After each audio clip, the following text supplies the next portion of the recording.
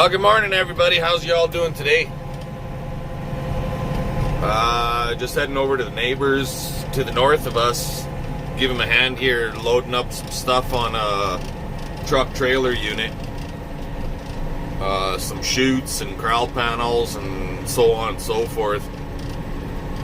And then we're hoping that we can get going with cutting the last of this friggin' grassy weed and thistle and pigweed, clover, so on and so forth, cutting all that stuff down. I figure if I get it down today, I should be able to bale it here this weekend is my plan.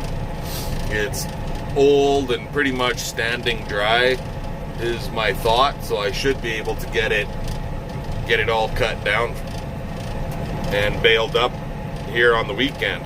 So that would really help. Friggin' water holes. See what I'm talking about? And I'm trying not to get the tractor too friggin' dirty.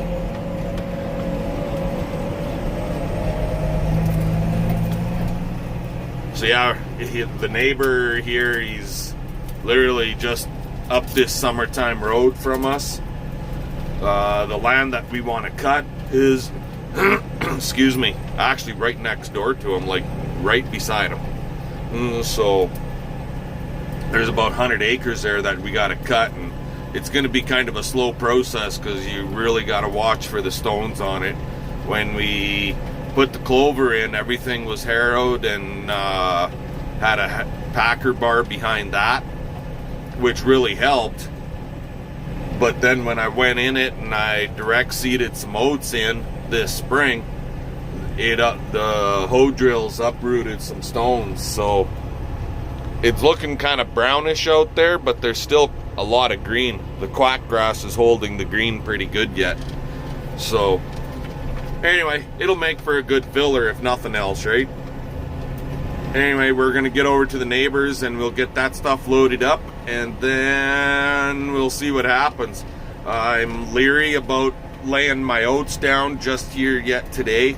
I kind of want that ground to dry a little bit. No point in laying a swath on top of wet ground, because then it'll stay wet underneath, right? So that's my thoughts anyways. So we'll see what after today, probably look at swathing the oats down tomorrow. Anyway, we'll talk to you guys later. There we go. Got that all loaded up.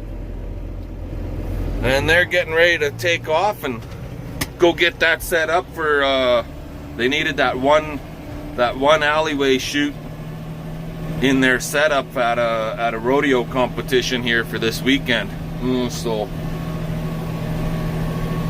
that's what this feller, our neighbor here, new neighbor to us, that's what he does. He's got rodeo stock, and then he's got a bunch of cattle and whatnot too. So anyway, let's get home and see if we can get hooked up to some hay bines. I think we're going to be going here shortly.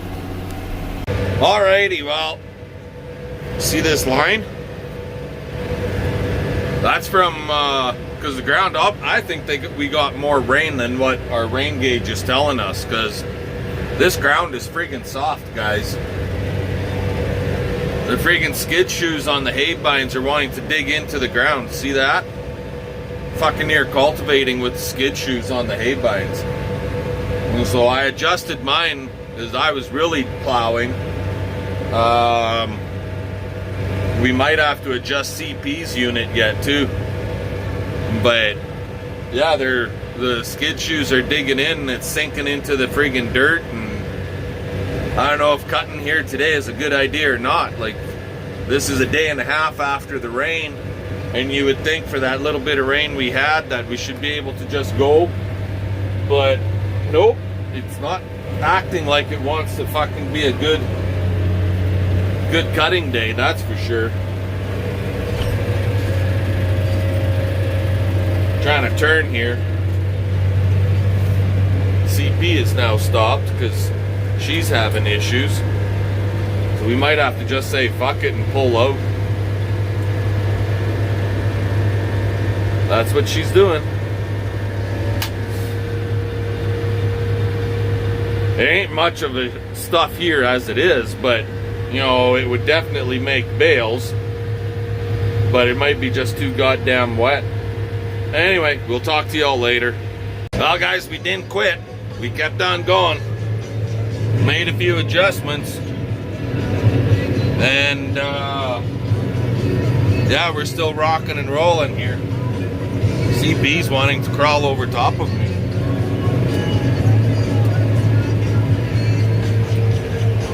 But this is what she looks like. There's not much of a swath for this neck of the woods for us, but then this is a salvage, the twitch grass and weed, so it'll be what it'll be. Oh, there's a biggie. Gonna have to lift for that.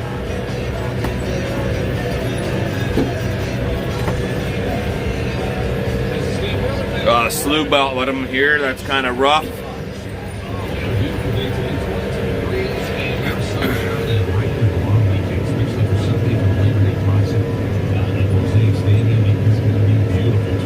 She's just a rockin'.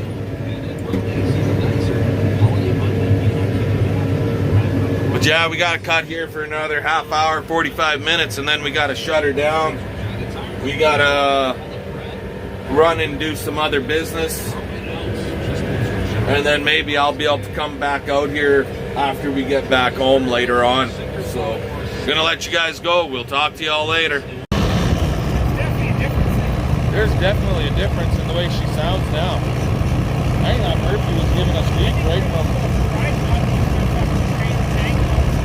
I think so. It's there. I think so. Well, we know if we have beef, we can go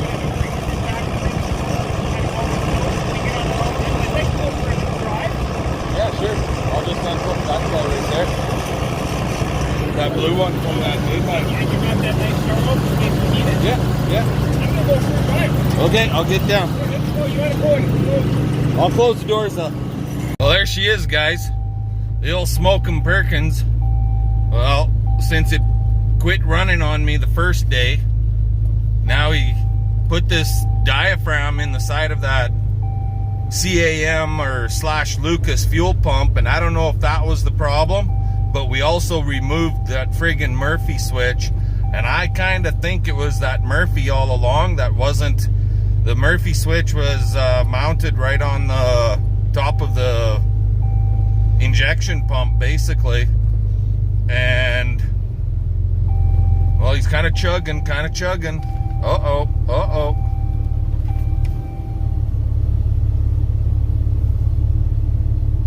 I don't know if we got her cased or not. We're gonna find out here. We're going for a burn with it,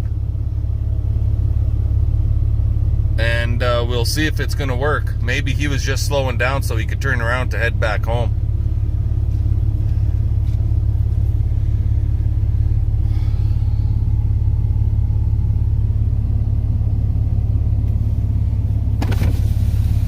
And the guy driving it is Lloyd Iverson. He is also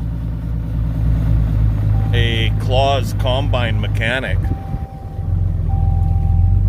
So, just gonna get turned around here.